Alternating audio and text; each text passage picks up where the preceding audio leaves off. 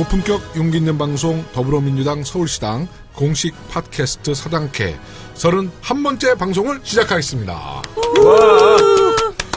네, 오늘 저와 함께 해주실 초대 손님 먼저 소개해드리겠습니다. 최근 매주 저와 함께 해주고 계신 여론조사 전문가 한국사회여론연구소 이은영 소장님 또 나오셨습니다. 또. 네, 안녕하세요. 네. 이은영입니다. 완전히 이제 고정. 네. 확정. 감사합니다. 지금 3회 연속, 4회 연속이요? 4회 연속인 것 같은데요. 근데 뭐 역시 그 확실한 데이터와 통계를 갖고 네. 방송을 하시니까 청취자분들이 아마 이 많은 정보를 이 방송을 통해서 얻어가는 것 같아요. 감사합니다. 예, 더 열심히 하겠습니다. 네.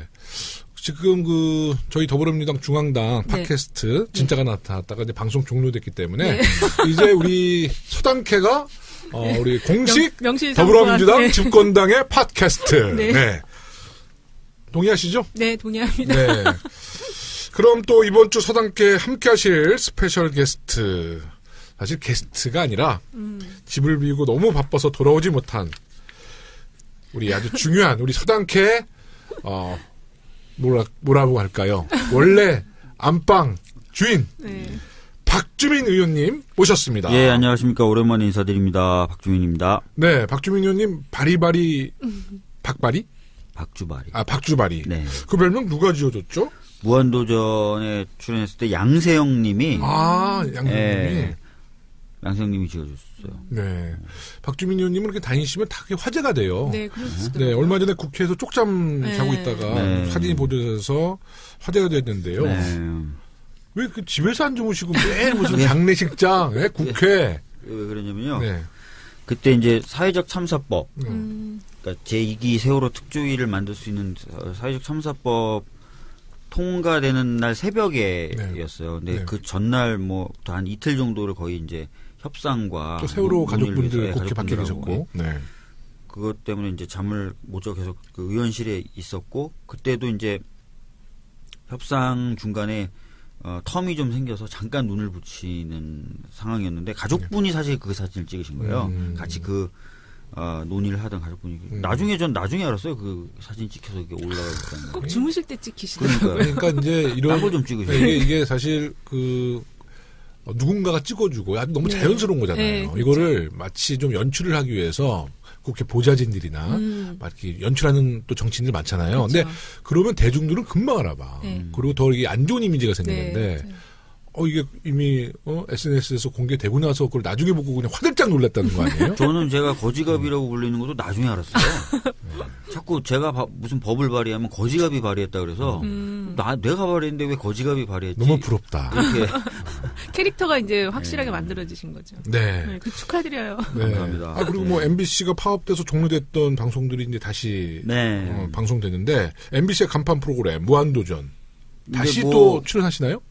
출연했죠. 그러니까 11월 25일 방송분에 저뿐만 아니라 상반기에 그 방송했었던 국민의원편 그 당시에 제안됐던 법이 현재 어떤 상태로 돼가고 있는가를 보여주기 위해서 같이 출연했던 의원들을 다 짤막짤막하게 소개하는 그런 시간이 있었는데 거기 저도 잠깐 나왔습니다. 그러니까 그 법이 이제 무한도전법이라고 불리죠. 네, 무한도전법으로 불리죠. 본회의의 통과 가능성은? 제가 발의한 무한도전법이 두 가지예요. 임산부 주차장법하고 그다음에 국회의원 면담법인데요. 임산부 주차장법은 좀 가능성이 높겠죠. 왜냐하면 서울시 같은 데서도 조례로 하겠다고 하거든요. 그러니까 임산부분들이 사실은 이제 배가 많이 나오셨을 때는 넉넉한 공간이 필요하죠. 그래서 그런 임산부 전용 주차장을 좀 만드는 것이 필요한데 그걸 제가 이제 좀 법으로 발의를 했거든요. 근데 이제 지방자치단체 차원에서는 그걸 이미 하고 있거나 또는 할 단체가 많아요. 그래서 그건 아마 통과 가능성이 높을 것 같은데 국회의원에게 국민분들이 면담을 요청하면 국회의원이 응해야 되는 국회의원 면담법은 많이 혼나고 있습니다. 의원들 사이에서. 안 그래도 바쁜데. 그래서 실명 공작가요? 그런 나쁜 사람들이 근데 심하게 뭐라고 하는 게 아니라 그냥 농담 삼아. 야 바쁜데. 아니 우리가 사실 바쁜 거는 뭐 국민과 시민들을 만나는 일이 바쁜 거잖아요. 근데 그것을 뭐 지금 하고 있는 의원님들이 대다수인데 그걸 많이 해요. 없죠? 이미 뭐 법하고 상관없이 많이 하십니다. 저는 국회의원이 되고 나서 딱 두 가지가 좀 바뀐 게 친구들을 안 만납니다. 두 번째는 이제 잠을 좀 줄였어요. 체력이 많이 필요한 직업 같아요, 국회의원이. 진짜 많이 필요해요. 네. 저 13kg 빠졌대요. 진짜요? 네, 13kg. 근데 지금 전국에 그 다이어트 하고 싶으신 분들 많잖아요. 선거에서 한번 열심히, 특히 경선 열심히 뛰면 살 쪽쪽 빠집니다. 아니, 그러면 내년 지방선거에서 또 한 번 다이어트를 하시는 거예요? 네. 확실히 선거 운동이 운동 중에서는 가장 치열한 운동 같아요. 네. 칼로리 소모가 많고, 스트레스. 의원이 진짜 네. 살 예전에 많이 찌셨었다고 얘기 들었어요. 저 그때 네. 살 너무 많이 쪘죠. 네. 84kg까지 나갔으니까. 그러면 박주민 의원님과 이윤영 소장님은 오늘 처음 뵙습니다. 네. 그럼 서로에 대한 평가 너무 뵙고 싶었는데 서로는 알고 계셨죠. 어떤 존재라는 거. 저는 사실은 그 이은영 소장님 성함은 많이 들었었거든요. 네. 근데 이제 실제로 뵌 건 처음인데 네. 생각했던 것보다는 좀 더 뭐라 그럴까요? 스타일리시하다고 말씀드릴 수 있을까요? 네. 깜짝 놀랐습니다. 우리 이윤영 소장님은 저 박주민 같은 의원님 이야기예요? 계속 뵙고 싶었는데 네. 좀 친해지고 싶어요. 좀. 네. 네, 앞으로 자주 좀 뵀으면 좋겠습니다. 금방 친해지는 스타일입니다. 절대 그러지 않습니다. 이 다가가면 멀어지는데 오히려 약간 차도남이었어요. 차도남? 네, 약간 이렇게 좀 거리를 두면 본인이 네. 다가와. 알겠습니다. 네, 또 박주민 의원님 뭐 워낙 그 성품이 좋으셔서. 네. 네. 감사합니다. 우리 이윤용 소장님은 네. 박주민 의원님이 그래도 우리 더불어민주당 초선의 네. 그 스타, 그 네. A급이거든요. 그쵸. 네. 근데 그 인기 비결이 뭐라고 보세요? 아니 근데 많은 분들이 제가 인기가 있다 그러는데 그렇지 않은 것 같고요. 실제로 지방으로 내려가면 네. 모르시는 분들이 더 많고요. 아마 제가 봤을 때 인지도나 인기에서는 표창원 의원님, 손혜원 의원님 이런 분들이 제일 인기가 또 이런 겸손함. 그러네. 본인이 그분들보다 낫다는 걸 알아요. 아는데. 아니라니까요. 겸손함인데. 실제로. 근데 이 박주민 의원님이. 안민석 의원님 이런 분들.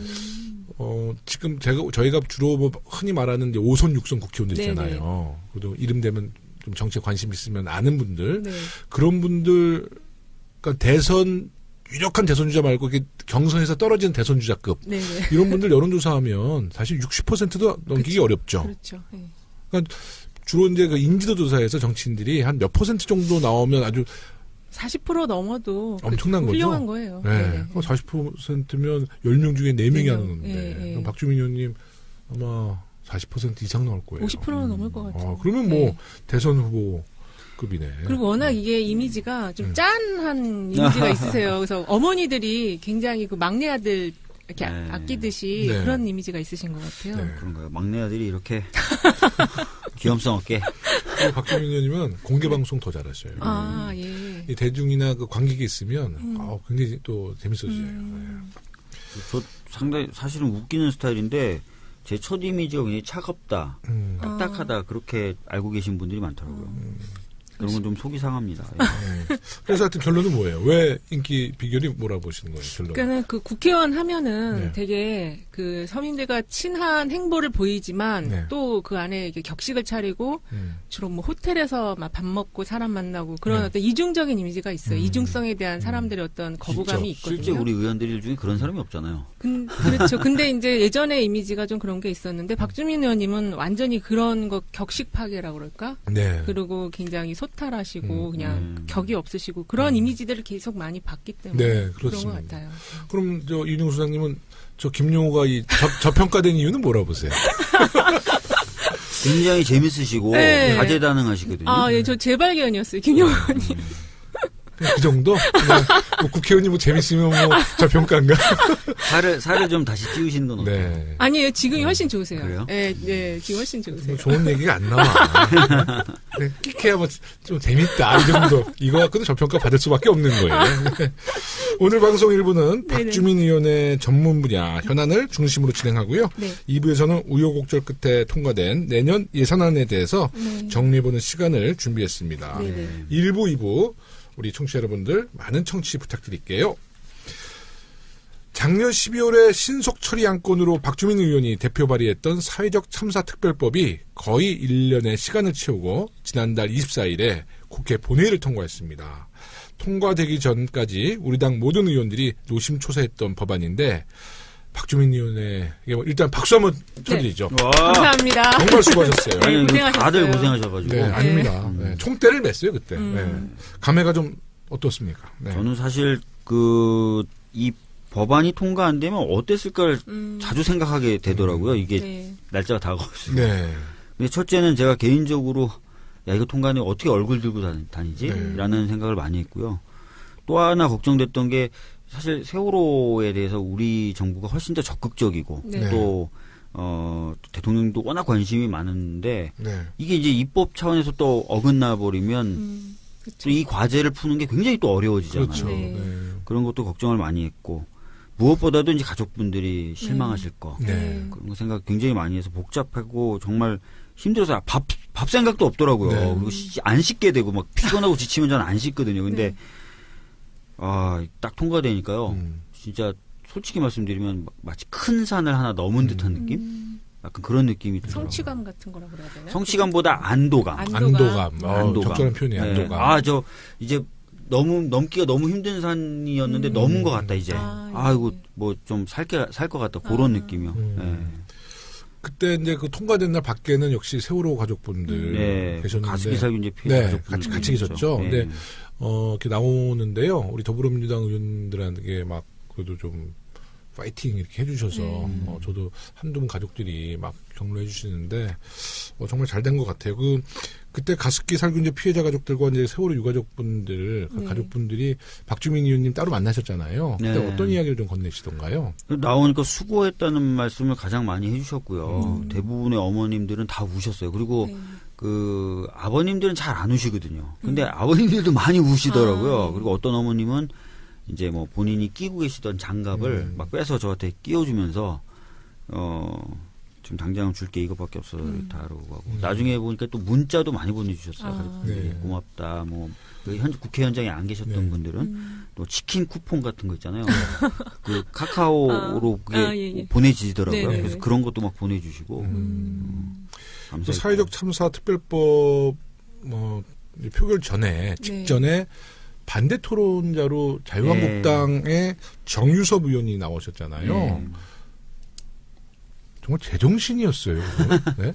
왜냐하면 그 방청석에는 그 가족분들이 지켜보는데, 야, 뭐 세월호 사고 원인 아직도 모르냐, 뭐 자기한테 물어봐라, 뭐 자기가 가르쳐주겠다.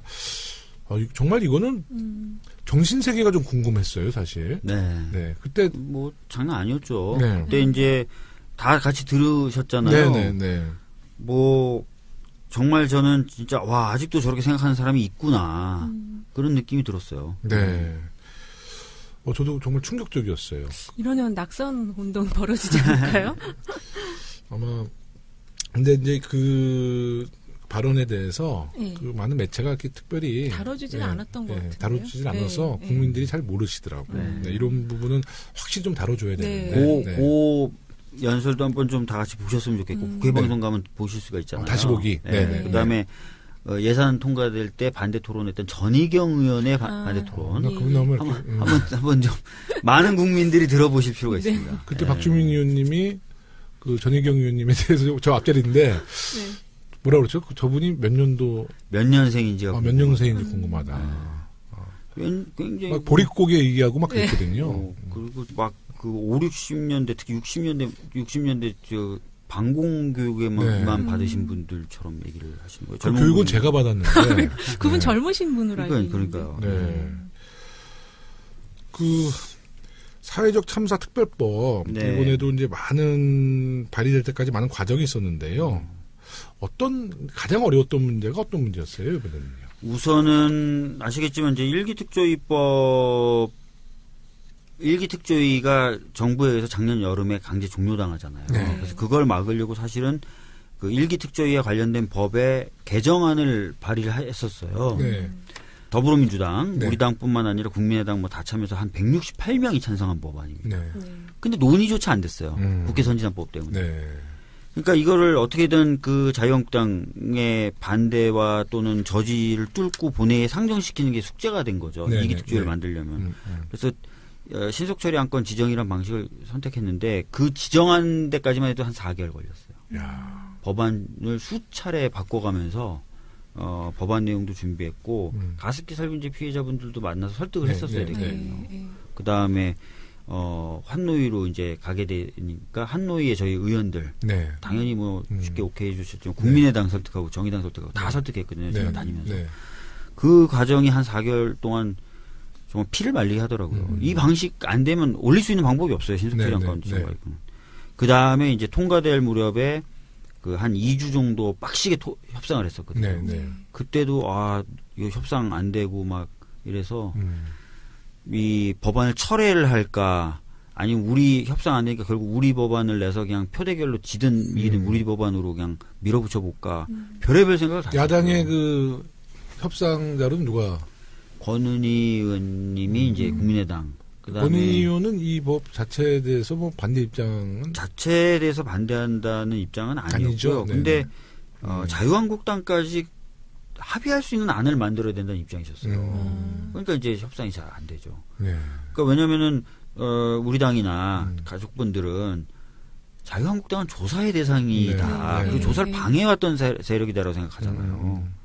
근데 이제 갑자기 방해해왔던 세력도 동의할 만한 안을 만들자고 하니까 저희가 머리가 막 아프죠. 최근에는 국민의당이 주로 근데 그러잖아요. 중간에서 다리 놓고 뭐 조정자, 중재자 역할.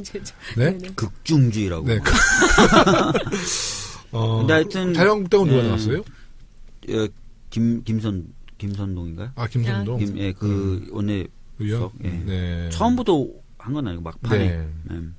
그 우리 청취자분들이 혹시 이제 구체적인 내용을 잘 모르실 수 있으니까 그 주요 핵심 내용 좀 간단하게 정리해 주시죠. 일단은 뭐 아시겠지만 가습기 살균제 사건하고 세월호 참사에 대한 진상 규명 작업을 할 수 있고요. 그 다음에 관련된 안전 대책을 세워서 권고할 수 있습니다. 정부에. 그 다음에 피해자에 대한 지원이 제대로 되는지 점검할 수 있습니다. 요 4가지의 역할을 하는 소위원회가 특별조사위원회 산하에 다 건설이 돼서 역할을 담당하게 돼 있고요. 기간은 2년입니다. 2년 동안 조사하게 돼 있고, 근데 2년이라서 짧을 거 아니야라고 생각하시는 분들도 계신데 그 2년의 기산점을 위원회가 마음대로 정할 수 있어요. 그러니까 미리 준비할 거 다 하고 이제부터 시작해라고 하면 그때부터 시작되거든요. 그다음에 특검 요청 권한이 1기 특조위 때와 마찬가지로 부여되어 있는데 훨씬 강력하게 되어 있습니다. 1기 때는 그냥 특검 요청 권한만 있었는데 지금은 특검을 요청하면 90일 내에 본회의에 자동 상정이 되도록 되어 있습니다. 표결이 무조건 되도록. 그리고 1기 특조위 때는 2번만 특검을 요청할 수 있었는데 지금 무제한입니다. 그러니까 훨씬 강력해졌죠. 등등등 해서 기간 강화됐고 독립성 강화됐고 조사 권한 강화됐고 특검 요청 권한 강화됐고 그래서 가족분들도 뭐 크게 만족했던 그런 안입니다. 협상 과정에서 조금 완화됐던 부분이 바로 기간 같은 건데 기간을 원래 원하는 3년이었는데요. 2년으로 좀 줄였어요. 아까 말씀드린 대로 대신에 기산점 자체를 위원회가 결정할 수 있기 때문에 뭐 충분하다라고 판단했던 거죠. 그런 좋은 법을 누가 만들었다? 제가 발의했습니다. 박주민 의원님. 참 잘하셨고요. 그러면 이제 특조위 구성은 현재 어떻게 진행이 되는 거죠? 12월 5일 날 국무회의에서 아시다시피 국회에서 법이 통과되면 정부로 이송이 되지 않습니까? 그럼 국무회의가 한번 검토를 해서 의결을 한 다음에 공포를 해요. 12월 5일 날 국무회의 의결을 거쳤고요. 어제 공포가 됐습니다. 그래서 지금 정부 차원에서는 공식적으로 준비 지원단을 꾸리자라고 해가지고 준비 지원단을 꾸리고 있고요. 그 상태에서 이제 각 당이 위원을 추천해야 됩니다. 그래서 각 당 위원 추천 작업을 들어가야 돼서 지금 피해자분들하고 활기차게 대화하고 있습니다. 어떤 위원이 좋은지. 본격적 활동이 언제부터 시작되나요? 위원 구성은 법 공포 30일 내에 이제 위원회 구성하도록 돼 있으니까요. 대략 1월 초에 구성을 마치고 그다음에 여러 준비 작업을 한 뒤에 가동 시점 아까 말씀드린 대로 이제부터 시작이야 할 때부터 이제 시작이 되는 거죠. 1기 특조위 구성 때는 이제 당시 여당이 누가 있었죠? 그 당시에 뭐 여당 추천 의원으로 굉장히 유명한 분들 많았어요. 박근혜 전 대통령의 마지막 민정수석 조대환도 거기 계셨었고. 친박. 그 다음에 문재인 대통령님을 가리켜 공산주의자라고 얘기했던 고영주. 그러니까 쟁쟁한 분들만 모아놨습니다. 또 있었나요? 또 있었죠. 차기현, MBC 관련돼서 박문진 이사였나요? 해가지고 그 여러 가지 역할을 하셨던 그분도 거기 있으셨고 그래서 굉장한 분들만 모아놓으셨어요. 그때도 제일 기억에 남는 그 방해를 많이 했다고 들었는데 그것도 가장 좀 기억에 남는 어떤 뭐 사례가 있었나요? 뭐 BH 즉 청와대에 대해서 조사하는 것을 결정하자마자 여당 추천 의원들이 전체가 모여가지고 기자회견을 하면서 사퇴를 하겠다 이렇게 얘기를 했었죠. 기억나요. 예. 기억나시죠? 근데 그게 알고 봤더니 기자회견 30분 전에 어떤 문건 하나가 언론에 의해서 공개돼요. 그 문건에 그렇게 돼 있어요. 기자회견 방식으로 사퇴하라. 근데 진짜 기자회견 하는 거예요. 그래서 나중에 이현이라는 그 당시 부위원장, 지금 법률구조공단 쪽에 계신데, 이사장으로 계신데, 나와가지고 저희가 물어봤어요. 질의를 했어요. 어떻게 된 거냐 했더니, 청와대에서 그때 난리가 아니었다고. 그러니까 결국은 일기 특조위는 그 당시 여당이 그 박근혜 대통령의 아바타였네요. 아바타. 그렇죠. 그러니까 청와대 지시에 따라서. 그런 것 같은데 문건이 아니고 지시 보고서 같은 것 같은데요. 이번 2조 특조위가 과거 특조위로부터 이제 교훈을 삼아야 할 내용이 있다면 어떤 뭐 일기 특조위 때는 예산도 제대로 지원 못 받았고 공무원 파견도 늦거나 안 됐었고 맞아요. 그렇게 그죠? 들었어요. 그리고 방금 말씀드렸던 것처럼 여당 추천위원들은 조사를 방해하기에 바빴고 그다음에 각 정부 기관도 협조를 안 했거든요. 그런 부분들 다 타개해 나가야 되는데 다행인 것은 지금 뭐 대통령님을 위시해서 정부에서는 다 적극적인 의지를 갖고 있기 때문에 진상규명에 대해서 잘 될 거라고 생각합니다. 하여튼 이기 특조위 정말 파이팅 하십시오. 네, 더 많이 좀 고생 좀 해주세요. 잘 할 겁니다. 저는 위원으로 안 갑니다. 좀 전투력 있는 분들 좀 가셔서 진실을 다 밝혀내야 될 것 같고요. 좀 주제를 좀 바꾸겠습니다. 지난 주말에 매우 안타까운 일이죠. 인천 영흥도에서 낚싯배가 전복돼서 15명이 사망하는 정말 안타까운 사고가 발생했는데요. 사고의 정확한 원인은 현재 조사를 진행 중이기 때문에 속단할 수는 없지만 항해 부주의가 가장 큰 원인이 아닌가 생각이 되는데요. 우리 어떻게 생각하세요? 이용수 의원님. 아니, 이게 이제 이런 사건, 사고가 나면은 사실은 특히 해상사고는 일반 국민들이 좀 자세히 알기 어렵거든요. 근데 어쨌든 사건, 사고와 관련해서는 초동 대응에 대한 문제가 이제 어떻게 된 거냐, 이 초동 대응의 일지랄까요? 그게 제일 중요한 것 같고, 특히 해상사고는 훈련, 재난을 이렇게 대처하는 굉장히 많은 훈련이 필요하다고 들었어요. 그래서 어쨌든 이게 지금 현재는 항해 부주의로 나와 있지만, 조금 더 진상을 좀 정확하게 파악을 하고 그래야 될 것 같아요. 그러게 좀 필요할 것 같습니다. 관계자들 진술이 조금씩 달라지더라고요. 처음에는 마치 과실이 있었던 것처럼 그 급유선에 선장이 얘기하다가 지금은 과실은 아니었다. 뭐 레이더에 안 잡혀서 그랬다. 뭐 이런 식으로 말이 좀 바뀌고 있어서 진상에 대한 규명은 필요할 것 같습니다. 이번 이제 사고가 나고 나서 이제 국민들은 이제 우리 문재인 정부가 이번 사고에 대해서 어떻게 대처하고 있는가에 많은 관심을 보이고 있는 것 같아요. 컨트롤 타워의 대응과 해경의 구조 활동 어떻게 평가하십니까? 일단은 뭐 많은 언론에서도 평가하고 있는 것처럼 박근혜 전 대통령 때하고 비교할 수 없을 만큼 신속하고 또 정부가 책임 있는 자세를 보였다. 뭐 이런 부분에 대해서는 많은 평가들이 이루어지고 있는 것 같고요. 근데 뭐 그런 아쉬운 점들은 있어요. 해경의 출동이 늦었어요. 여전히 한 20분 정도 늦었다는 얘기가 좀 나오고 있고.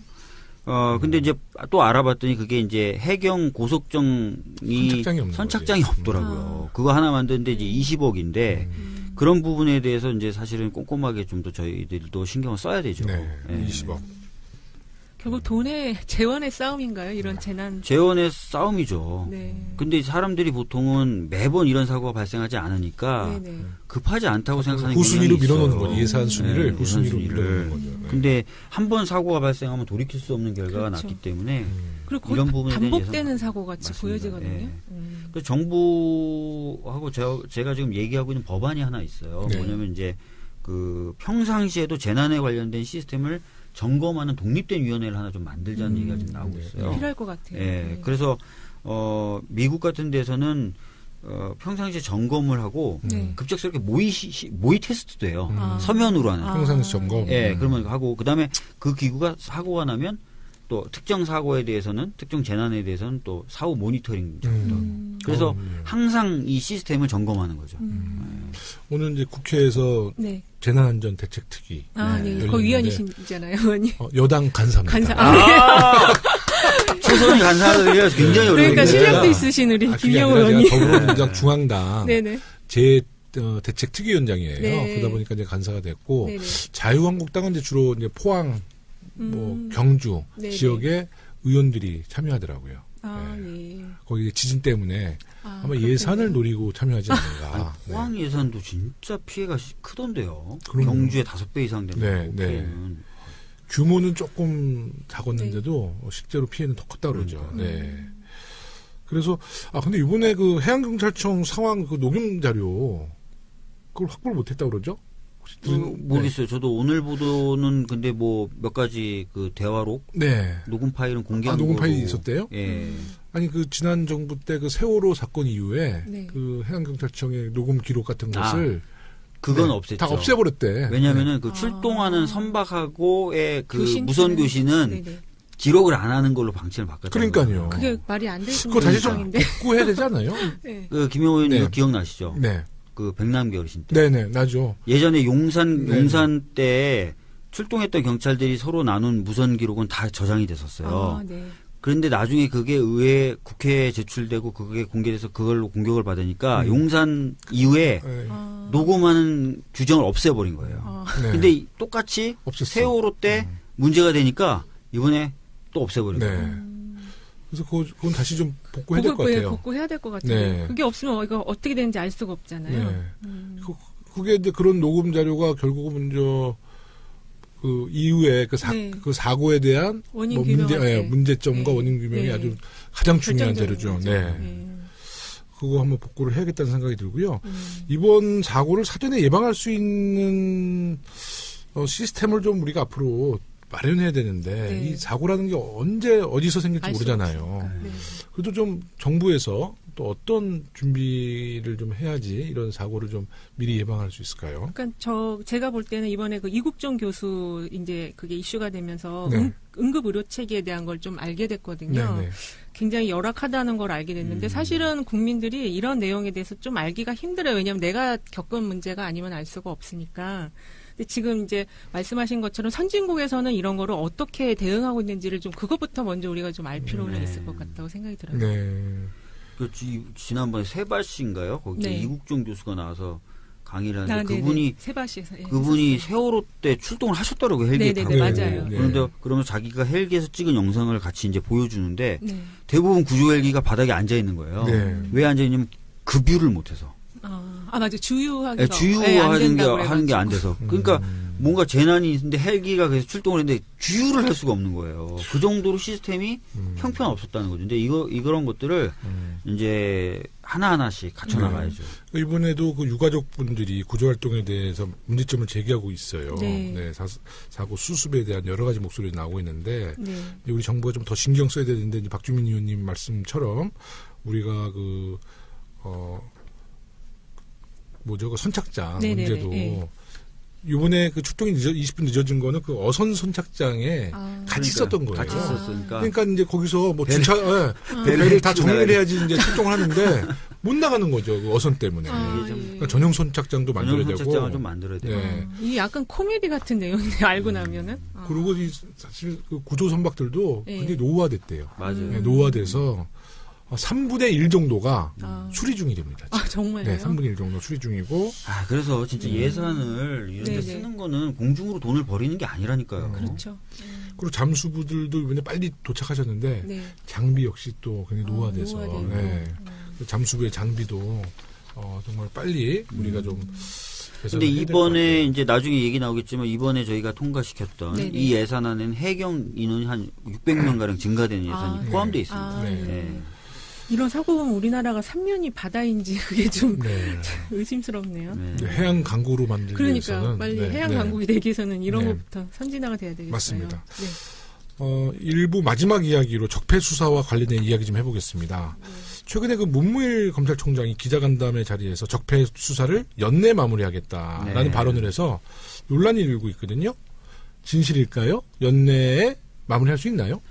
그러니까 사실상 물리적으로 연내 마무리하는 건 어렵죠. 근데 나중에 이제 발언 취지에 대해서 문무일 총장이 이제 얘기했던 부분이나 또 그 당시 발언에 대한 부분을 보니까 연내에 마무리 짓겠다라는 게 아니라 최대한 신속하게 하겠다는 취지였다는 거죠. 그럼 그렇게 얘기를 해야지. 신속하게 처리하겠다. 왜 연내라고 또 그러셔서 피로감 뭐 그런 얘기가 있었잖아요. 네, 그래서 약간 그 발언과 그 발언의 해석에 대해서 약간 좀 여지는 있는데 종합적으로 봤을 때는 연내에 마무리하겠다기보다는 좀 최대한 신속하게 하겠다. 네. 이런 취지였던 것으로 보여집니다.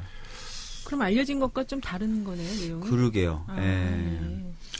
그 문무일 총장 발언을 두고 네티즌들은 좀 비판적인 입장을 보이는 것 같아요. 왜냐하면 적폐를 지금 마무리할 때가 아닌데 이제 그 발언을 하셨기 때문에. 네. 근데 그거는 네티즌 분들이 조금 이제 내용이 지금 정확하게 전달이 안 돼서 그렇게 비판하시는 걸로 지금 정리는 그렇게 해야 될 것 같은데요. 이 근데 이제 적폐 수사와 관련한 여론에는 이제 영향이 혹시 미쳐질까봐. 우리도 검찰에 수뇌부가 이런 얘기를 하면 혹시 수사에 어떤 영향을 미칠지 않나요? 가이드라인을 주기 위해서 그런 발언을 했다. 그렇게 보여지죠, 사실은. 그러면 이제 그 영향을 미칠 수는 있다고 보여지는데요. 아까 말씀드렸던 것처럼 종합적으로 정리해 봤을 때는 신속한 수사에 대한 방점을 찍었던 말이다라고 지금 얘기를 하고 있기 때문에 영향을 미친다고 좀 보기가 어렵다고 지금은 보는 게 맞을 것 같고요. 그리고 또 이제 지금 주로 수사를 담당하는 쪽은 이제 서울중앙지검입니다. 그래서 뭐 저희들이 또 중앙지검의 독립적인 수사나 이런 것들에 대한 또 신뢰가 있기 때문에 뭐 큰 영향 없을 것이다 이렇게 좀 보고 있습니다. 그러면 뭐 안심이 되죠. 근데 아무래도 이 검찰하면 검찰개혁이 제일 중요한데 그거는 지금 진행이 어떻게 되는지 좀 궁금하거든요. 검찰개혁은 사실은 결국 법으로 해야 되거든요. 그래서 검찰개혁 관련된 법으로 처리해야 될 게 이제 공수처를 설치하는 것 하나 하고 두 번째로는 검경 수사권 조정입니다. 그런데 지금 공수처를 좀 먼저 좀 하려고 사실은 생각하고 있었는데 자유한국당 쪽에서 워낙 완강하게 지금 반대를 하고 있어요. 그래서 1소위에서 논의를 해보려고 법제사법위원회 1소위 담당인데 논의를 해보려고 그랬는데 그냥 거의 사실상 자리를 박차고 나왔어요. 자유한국당이. 그래가지고 지금 그 부분에 있어서 논의가 더 이상 안 되고 있는데요. 그래서 이제 법사위 차원보다는 좀 원내 대표들 간의 어떤 협상과 대화로 좀 풀어야 되지 않겠느냐. 그렇게 좀 보고 있습니다. 지금 자유한국당은 검경 수사권 조정으로 이야기를 하고 있는 거죠. 공수처를 하지 말고 검경 수사권 조정을 하자. 그런 그러니까 얘기도 예전에 그렇게 반대하다가 갑자기 이제 공수처에 물타기 하는 것 같아요. 자기네들도 이제 개혁을 안 한다고 하기는 어려워요. 또 근데 그러면서도 한편으로는 이런 얘기도 합니다. 공수처장을 야당이 그냥 추천하게 해달라. 그런 얘기도 합니다. 사실은. 잔머리의 대가 같아요. 우리 지금 홍준표 그 자유한국당 대표 막 우리 그 한명도 정무수석이 예방 갔더니 청와대 정무수석한테 우리 자유한국당 국회의원들 그만 잡아가라고. 그러니까 지금 뭐 청와대 하명 수사를 하고 있다고 자꾸 생각을 하잖아요. 검찰이. 그리고 그게 수사가 아니라 보복이라고 생각을 하고 그런 프레임으로 갖고 있으니까 자꾸 그런 말을 하는데 아까도 제가 말씀드렸지만 법과 원칙대로 좀 수사를 하는 거예요. 그리고 문재인 대통령님이나 청와대 또 정부가 검찰을 도구로 쓰지 않겠다고 이미 선언을 했고. 재판 이야기 하나만 하고 일부 마무리하겠습니다. 어제 최순실의 조카인 장시호 씨의 1심 선고심이 열렸는데 검찰이 장시호 씨가 수사에 적극적으로 협조했다는 점을 감안해서 이제 1년 6개월을 구형했는데 재판부는 구형량보다 훨씬 높은 2년 6개월의 실형을 선고해서 구속됐어요. 예상 밖의 선고 결과인데 이런 경우가 흔치 않죠. 아니, 근데 재판부가 계속 좀 약간 판결이 좀 이해가 안 되는 것들이 좀 있더라고요. 근데 어쨌든 재판부의 의견 또 존중할 수밖에 주로 없습니다. 검찰의 구형량보다 많이 그 재판부에서는 언도하지 않잖아요. 재판부는 보통 구형량 안에서 판단을 하죠. 근데 이제 이렇게 구형에도 불구하고 높게 형을 선고하는 경우는 그래서 굉장히 드물죠. 굉장히 드물죠. 그러니까 그 지금까지 이제 법조인으로서 사시면서 이런 경우를 제가 담당했던 사건 중에서는 한 번도 그런 걸 본 적이 한 번도 없어요. 이거에 대한 이유 같은 거를 알 수도 없잖아요. 판단을 이미 하셔서 결론을 하신 법원 측의 이제 공식적 해명은 아니지만 그 이런 어떤 부정부패나 이런 거에 대해서 이제 엄격하게 다뤄야 되는 거 아니냐. 이런 지금 또 형평성 원칙도 있어야 되는 거 아니냐. 뭐 이렇게 얘기를 하고는 있다고 해요. 장시호 씨가 굉장히 충격받았겠어요. 어저께 저는 그 재판 받으러 가는 모습을 봤는데, TV를 통해서 봤는데, 옷도 굉장히 신경 써서 입고, 막 화장도 아주 화사하게. 연예인이 나온 줄 알았어요. 네, 아주 화사한 화장도 하고, 그러고 이제 재판장을 들어갔는데, 나올 때 표정이 완전히 바뀌었어요. 결국은 이제 구속된 거잖아요. 그러니까 본인은 전혀 예상 못한 거겠죠? 아니, 그래서 모 신문에서는 그 선고를 딱 듣고 나서 장시호 씨가 그랬대잖아요. 지금 머리가 하얘져요. 뭐 이렇게 판사한테 우리 아이는 어떡합니까? 뭐 아이를 만나기로 했나 봐요. 그 재판 끝나고 그러니까 구속될지 모르고 그렇게 얘기했다고 그러더라고요. 근데 이제 장시호 씨도 상당히 충격 받으면 그 이후에 이제 앞으로의 검찰 수사가 남아 있는데 원래 뭐 특검의 복덩어리라고 했던 장시호 씨가 이번 충격 또 나름대로의 좀 허탈감 때문에 그 특검에 협조를 해주겠느냐 또 이런 이야기가 나오거든요. 네. 뭐 아무래도 이제 장시호 씨가 어떤 형량 거래, 뭐 전문용어로 플리바게닝이라고 하는데 우리나라는 공식적으로 플리바게닝이 허용돼 있지는 않습니다. 그러니까 플리바게닝이 이제 사전 형량 조정제도. 플리바게닝을 통해서 뭐 검찰에 협조를 했느냐 안 했느냐는 뭐 드러난 사실이 아닙니다. 뭐 인정을 할 수 있는 뭐 공식적인 뭐 그런 건 없고요. 근데 이제 아무래도 굉장히 수사에 협조적이었던 건 사실이죠. 사실이기 때문에. 근데 이렇게 되면은 이제 협조를 안 할 수도 있다. 뭐 이렇게 생각할 수 있는데 그건 또 봐야 돼요. 왜냐면 더 협조적으로 할 수도 있어요. 저는 더 적극적으로 협조할 것 같은데요. 협조할 수도 있어요. 그래요? 왜냐면 항소심에서는 좀 더 다른 결과가 또 나와야 되잖아요. 그렇죠. 지금 장시호 씨의 전략은 크게 두 가지였던 것 같아요. 하나는 검찰에 대한 수사 협조가 한 축이었고, 다른 한 축은 제가 잘못한 거 아니고 저희 최순실 고모와 그 박근혜 대통령이 잘못한 거예요. 이런 거였는데, 그럼 항소심에서는 오히려 이제 그 책임 떠넘기기 이게 더 세질 수도 있어요. 경우에 따라서. 그래서 그거는 좀 열어놓고 보실 필요가 있습니다. 근데 우리나라 이거 좀 다른 이야기지만 아까 그 플리바게닝 제도 이제 우리나라에는 아직 플리바게닝 제도가 없다 그러지만 근데 검찰들이 좀 그 자기들의 재량에 따라서 뭐 기소도 뭐 좀 안 하고 좀 구형 낮춰주고 그런 게 사실 있지 않았나요? 그러니까 사실은 뭐 플리바게닝이라는 제도가 아까 말씀드렸던 대로 우리나라 법제상 허용되지 않지만 실질적으로 사용돼 왔다 이런 지정들은 많았죠. 특히 폭력배들 뭐 이런 사건, 마약 사건 그런 사건은 뇌물 사건. 제가 예전에 그 취재하다가 무슨 마약 사건 하나 했었는데 그 마약 그 공급자가 이렇게 막 좀 얘기를 한 거예요. 검찰에 협조를 하니까.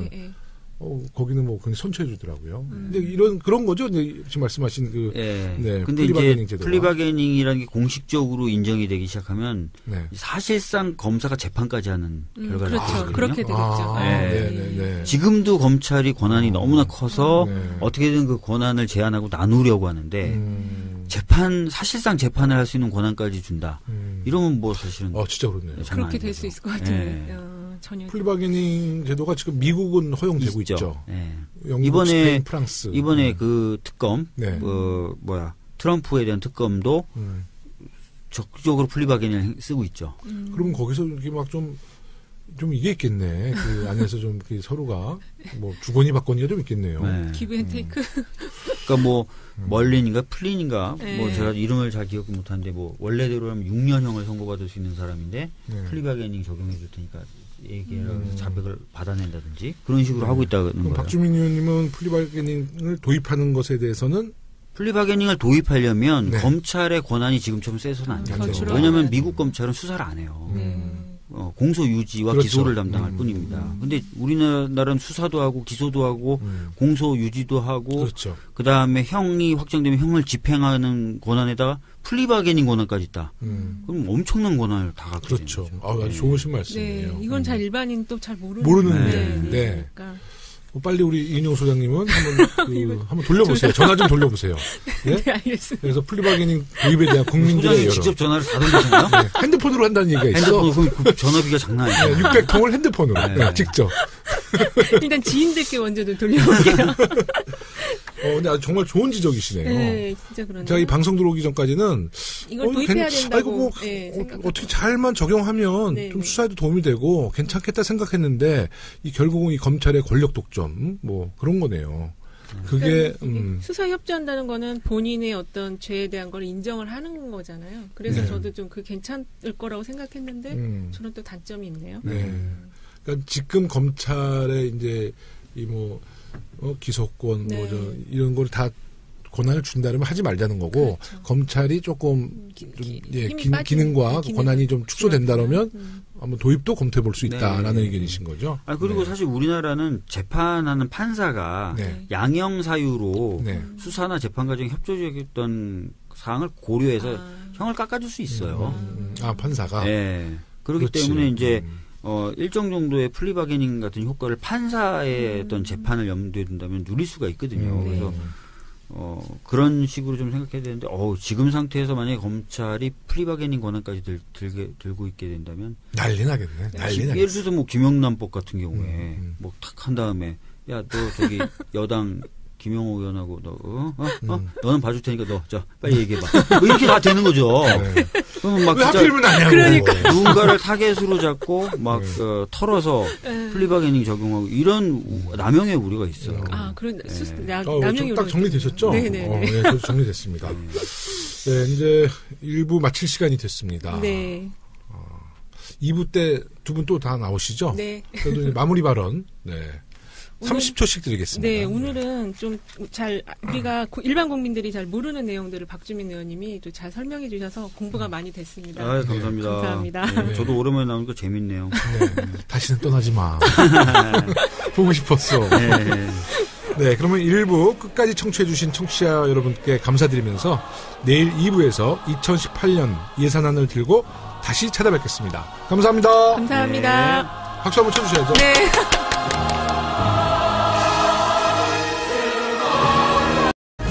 고품격 용기 있는 방송 더불어민주당 서울시당 공식 팟캐스트 서당캐 31번째 방송을 시작하겠습니다. 네, 오늘 저와 함께 해주실 초대 손님 먼저 소개해드리겠습니다. 최근 매주 저와 함께 해주고 계신 여론조사 전문가 한국사회여론연구소 이은영 소장님 또 나오셨습니다. 또. 네, 안녕하세요. 이은영입니다. 완전히 이제 고정, 확정. 감사합니다. 지금 3회 연속, 4회 연속이요? 4회 연속인 것 같아요. 근데 뭐 역시 그 확실한 데이터와 통계를 갖고 방송을 하시니까 청취자분들이 아마 이 많은 정보를 이 방송을 통해서 얻어가는 것 같아요. 감사합니다. 더 열심히 하겠습니다. 네. 지금 저희 더불어민주당 중앙당 팟캐스트 진짜가 나타났다가 이제 방송 종료됐기 때문에 이제 우리 서당캐가 우리 공식 더불어민주당 집권당의 팟캐스트. 네. 동의하시죠? 네, 동의합니다. 네. 그럼 또 이번 주 서당께 함께 하실 스페셜 게스트.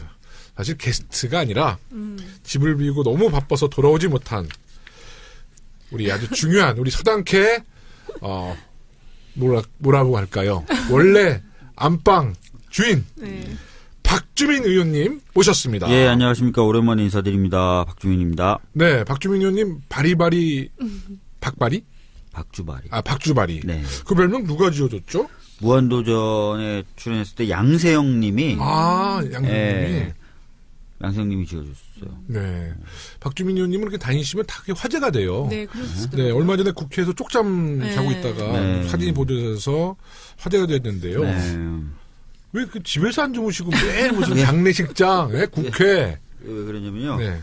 그때 이제 사회적 참사법. 그러니까 제2기 세월호 특조위를 만들 수 있는 사회적 참사법 통과되는 날 새벽에였어요. 근데 그 전날 뭐 한 이틀 정도를 거의 이제 협상과 또 세월호 가족분들 국회 밖에 계셨고, 그것 때문에 이제 잠을 못 자고 계속 그 의원실에 있었고, 그때도 이제 협상 중간에 텀이 좀 생겨서 잠깐 눈을 붙이는 상황이었는데 가족분이 사실 그 사진을 찍으신 거예요. 같이 그 논의를 하던 가족분이 나중에 알았어요. 그 사진 찍혀서 이게 올라가 있다는 꼭 주무실 때 찍히시더라고요. 그러니까 이제 이런 걸 좀 찍으세요. 이게 사실 그 누군가가 찍어주고 너무 자연스러운 거잖아요. 이거를 마치 좀 연출을 하기 위해서 국회 보좌진들이나 막 이렇게 연출하는 또 정치인들 많잖아요. 그렇죠. 근데 그러면 대중들은 금방 알아봐. 그리고 더 이게 안 좋은 이미지가 생기는데 이게 이미 SNS에서 공개되고 나서 그걸 나중에 보고 그냥 화들짝 놀랐다는 거 아니에요? 저는 제가 거지갑이라고 불리는 것도 나중에 알았어요. 자꾸 제가 무슨 법을 발의하면 거지갑이 발의했다 그래서 내가 발의했는데 왜 거지갑이 발의했지? 너무 부럽다. 이렇게 캐릭터가 이제 확실하게 만들어지신 거죠. 네. 그 축하드려요. 네. 감사합니다. 그리고 뭐 MBC가 파업돼서 종료됐던 방송들이 이제 다시 방송되는데 MBC의 간판 프로그램 무한도전 다시 또 출연하시나요? 출연했죠. 네. 그러니까 11월 25일 방송분에 저뿐만 아니라 상반기에 그 방송했었던 국민의원편 그 당시에 제안됐던 법이 현재 어떤 상태로 돼가고 있는가를 보여주기 위해서 같이 출연했던 의원들을 다 짤막짤막하게 소개하는 그런 시간이 있었는데 거기 저도 잠깐 나왔습니다. 그러니까 그 법이 이제 무한도전법이라고 불리죠. 네, 무한도전법으로 불리죠. 본회의의 통과 가능성은? 제가 발의한 무한도전법이 두 가지예요. 임산부 주차장법하고 그다음에 국회의원 면담법인데요. 임산부 주차장법은 좀 가능성이 높겠죠. 왜냐하면 서울시 같은 데서도 조례로 하겠다고 하거든요. 그러니까 임산부분들이 사실은 이제 배가 많이 나오셨을 때는 넉넉한 공간이 필요하죠. 그래서 그런 임산부 전용 주차장을 좀 만드는 것이 필요한데 그걸 제가 이제 좀 법으로 발의를 했거든요. 근데 이제 지방자치단체 차원에서는 그걸 이미 하고 있거나 또는 할 단체가 많아요. 그래서 그건 아마 통과 가능성이 높을 것 같은데 국회의원에게 국민분들이 면담을 요청하면 국회의원이 응해야 되는 국회의원 면담법은 많이 혼나고 있습니다. 의원들 사이에서. 안 그래도 바쁜데. 그래서 실명 공개할까요? 그런 나쁜 사람들이 심하게 뭐라고 하는 게 아니라 그냥 농담 삼아. 야 바쁜데. 아니 우리가 사실 바쁜 거는 뭐 국민과 시민들을 만나는 일이 바쁜 거잖아요. 근데 그것을 뭐 지금 하고 있는 의원님들이 대다수인데 그걸 많이 해요. 없죠. 이미 뭐 법하고 상관없이 많이 하십니다.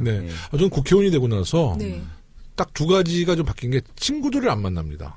두 번째는 이제 잠을 좀 줄였어요. 체력이 많이 필요한 직업 같아요, 국회의원이. 진짜 많이 필요해요. 저 13kg 빠졌대요. 진짜요? 13kg. 근데 지금 전국에 그 다이어트 하고 싶으신 분들 많잖아요.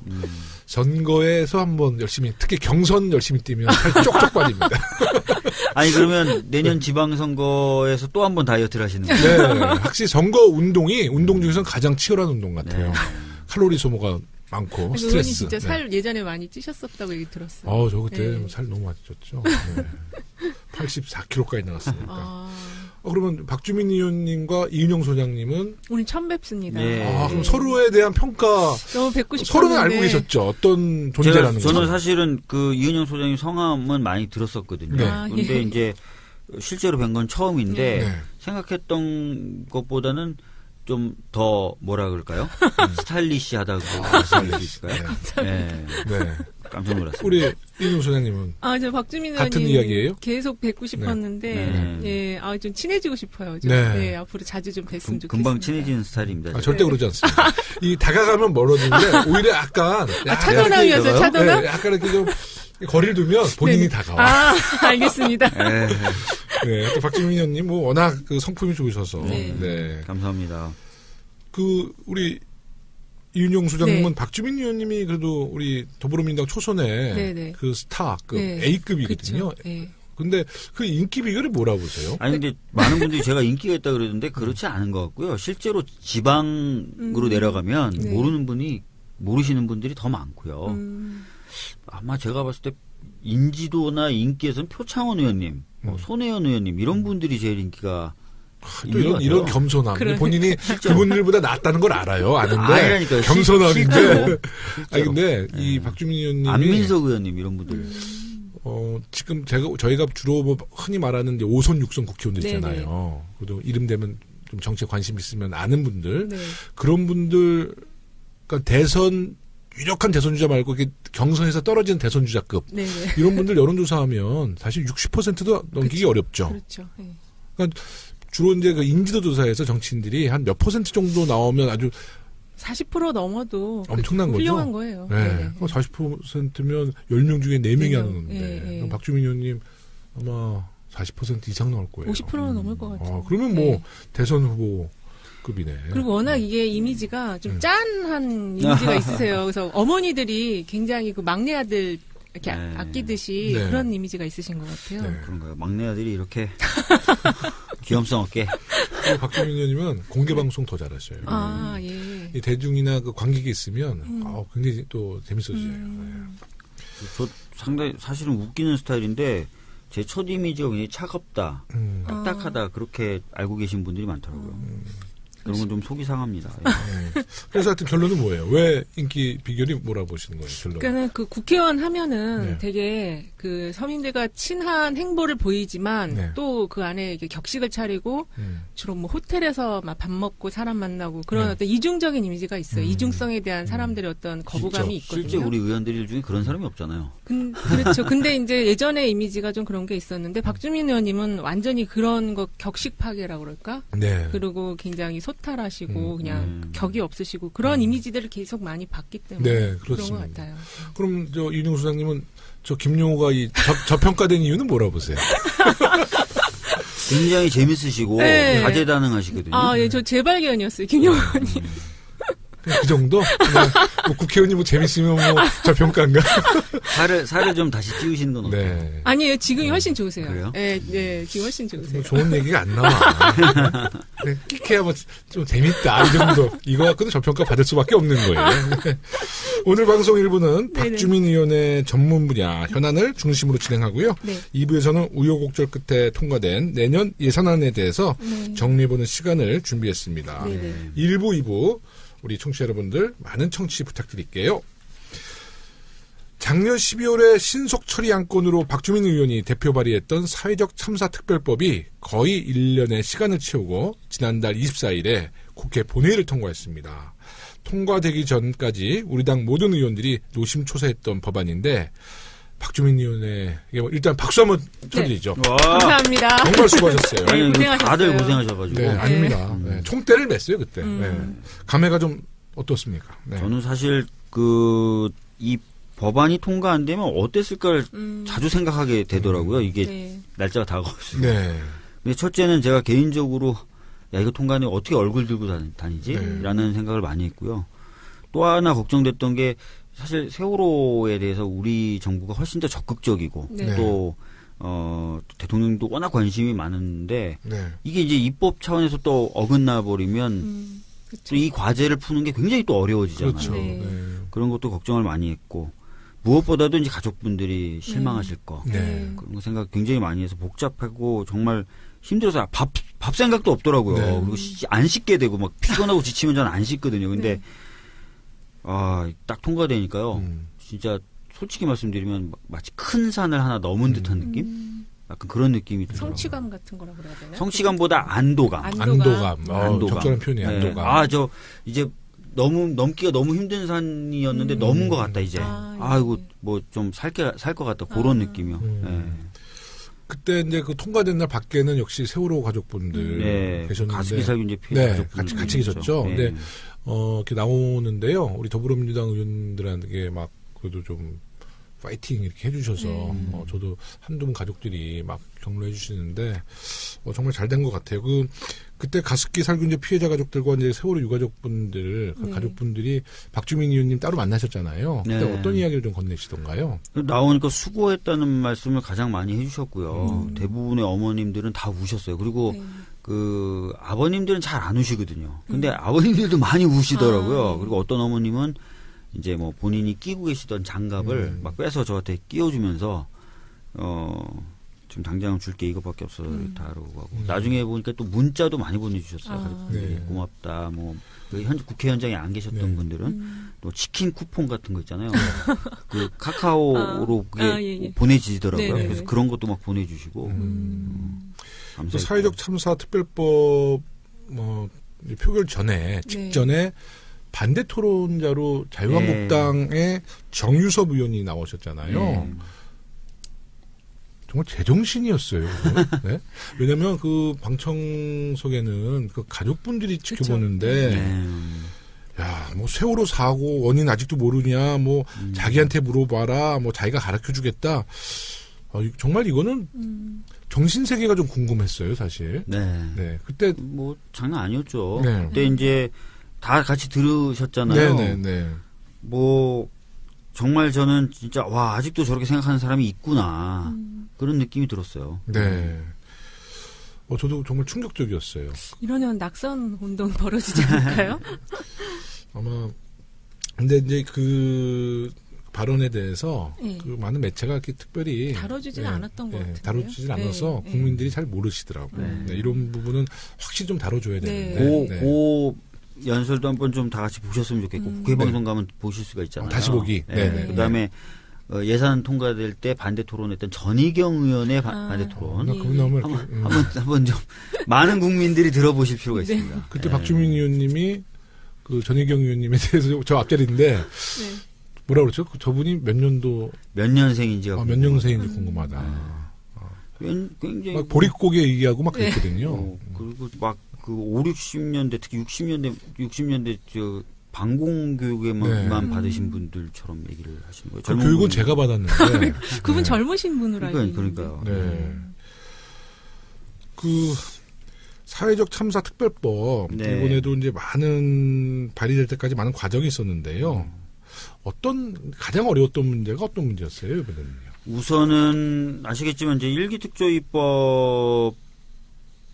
특조위가 정부에 의해서 작년 여름에 강제 종료당하잖아요. 그래서 그걸 막으려고 사실은 그 일기 특조위와 관련된 법의 개정안을 발의를 했었어요. 더불어민주당, 우리 당뿐만 아니라 국민의당 뭐 다 참여해서 한 168명이 찬성한 법안입니다. 근데 논의조차 안 됐어요. 국회 선진화법 때문에. 그러니까 이거를 어떻게든 그 자유한국당의 반대와 또는 저지를 뚫고 본회의에 상정시키는 게 숙제가 된 거죠. 일기 특조위를 만들려면. 그래서